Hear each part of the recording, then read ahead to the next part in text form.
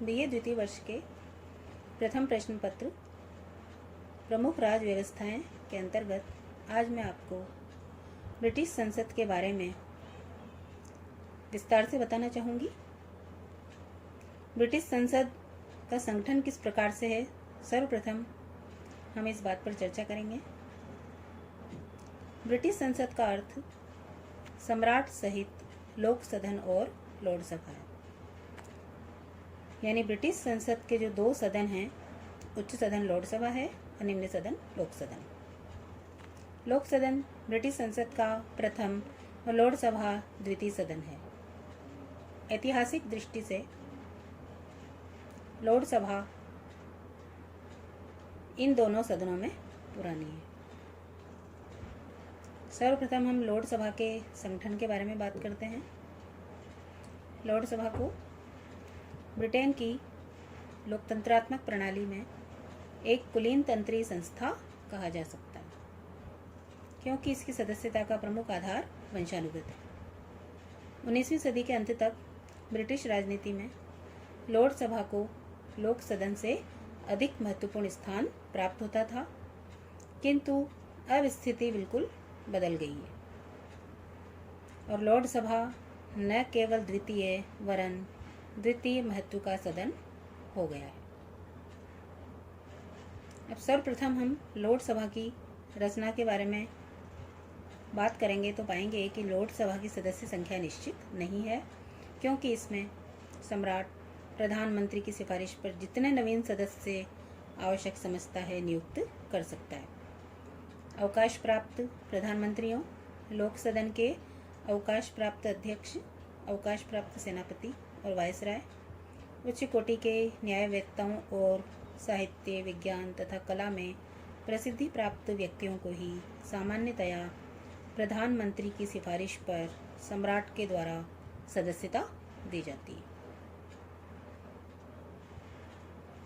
Lord सभा की कुल सदस्य संख्या 743 के लगभग है। संवैधानिक सुधार कानून 2005 के बाद अब लॉर्ड सभा में केवल 3 प्रकार के सदस्य ही होते हैं और ये सदस्य इस प्रकार से हैं। पहला, आध्यात्मिक लॉर्ड। आध्यात्मिक लॉर्ड की संख्या 26 है और ये निश्चित होती है। इनमें एक कैंटरबरी का आर्क बिशप, एक यॉर्क का आर्क बिशप, एक लंदन का आर्क बिशप, एक डरहम का बिशप और एक विंचेस्टर का बिशप अवश्य ही शामिल किए जाते हैं। शेष 21 इंग्लैंड के चर्चों के वरिष्ठ बिशप होते हैं।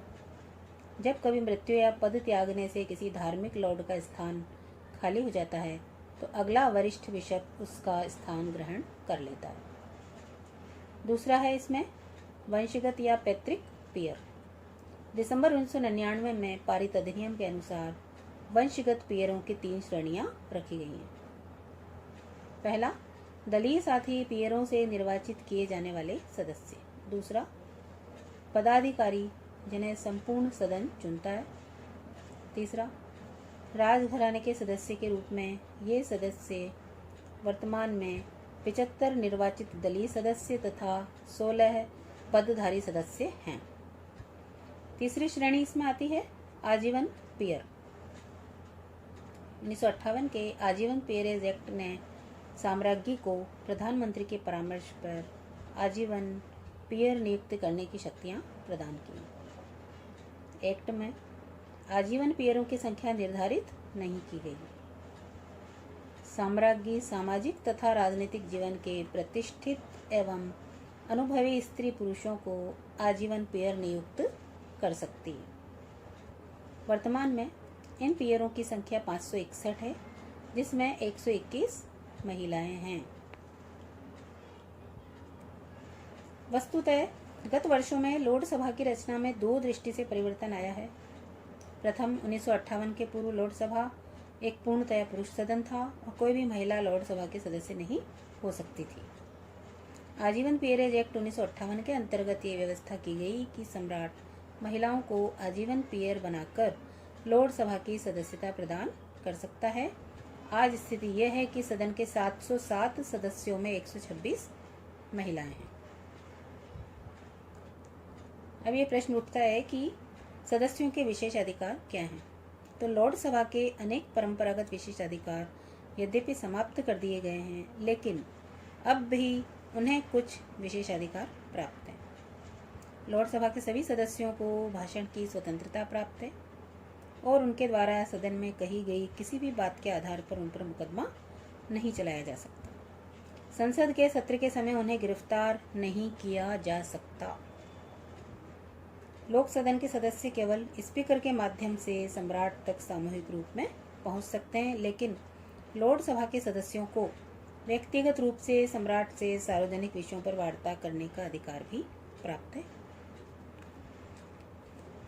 अगला महत्वपूर्ण बिंदु है कि लॉर्ड सभा सदस्यों या पीयरों के लिए दैनिक भत्ते की व्यवस्था। 1956 तक लॉर्ड सभा सदस्यों के लिए दैनिक भत्ते की कोई व्यवस्था नहीं थी, लेकिन लॉर्ड सभा में सदस्यों की उपस्थिति बढ़ाने के उद्देश्य से 1957 से दैनिक भत्ते की व्यवस्था भी की गई और बाद में यह भत्ता कई बार बढ़ाया गया। जनवरी 1995 से लॉर्ड्स को 32 पाउंड प्रतिदिन के हिसाब से उपस्थिति भत्ता मिलता है। कार्यालय और सचिव के रख रखाव के लिए उन्हें अलग से भी कुछ राशि मिलती है। उन्हें अपने निवास स्थान से संसद भवन की यात्रा तय करने के लिए यात्रा भत्ता भी मिलता है। लॉर्ड सभा के स्पीकर के बारे में भी यदि हम बात करें तो 2005 तक ये व्यवस्था थी कि प्रधानमंत्री द्वारा नियुक्त लॉर्ड चांसलर लॉर्ड सभा की अध्यक्षता करता था, लेकिन कॉन्स्टिट्यूशनल रिफॉर्म एक्ट 2005 के द्वारा लॉर्ड चांसलर की स्थिति में कुछ महत्वपूर्ण परिवर्तन किए गए। उनमें एक बड़ा परिवर्तन यह है कि अब लॉर्ड चांसलर लॉर्ड सभा की अध्यक्षता नहीं करता है। लॉर्ड सभा की अध्यक्षता के लिए लॉर्ड सभा के स्पीकर के पद की व्यवस्था कर दी गई है। इस व्यवस्था के अनुसार लॉर्ड सभा के द्वारा 2006 में लॉर्ड सभा की अध्यक्षता के लिए लॉर्ड सभा के स्पीकर का निर्वाचन किया गया है। लॉर्ड चांसलर पर चर्चा करें तो संवैधानिक सुधार कानून 2005 के बाद भी लॉर्ड चांसलर पद अभी भी बना हुआ है, लेकिन अब ये ब्रिटिश मंत्रिमंडल का एक सदस्य मात्र है। उसकी स्थिति लगभग वही है जो अन्य देशों में विधि और न्याय मंत्री की होती है। अब लॉर्ड चांसलर न तो लॉर्ड सभा की अध्यक्षता करता है और न ही वह ब्रिटिश न्यायपालिका का अध्यक्ष है। इस प्रकार से लॉर्ड सभा के बारे में यदि हम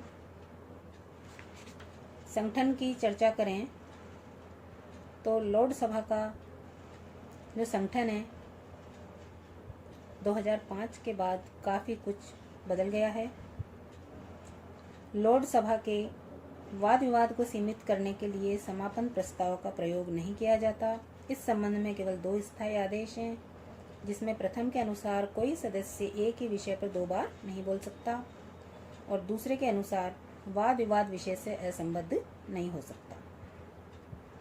आज के लिए धन्यवाद।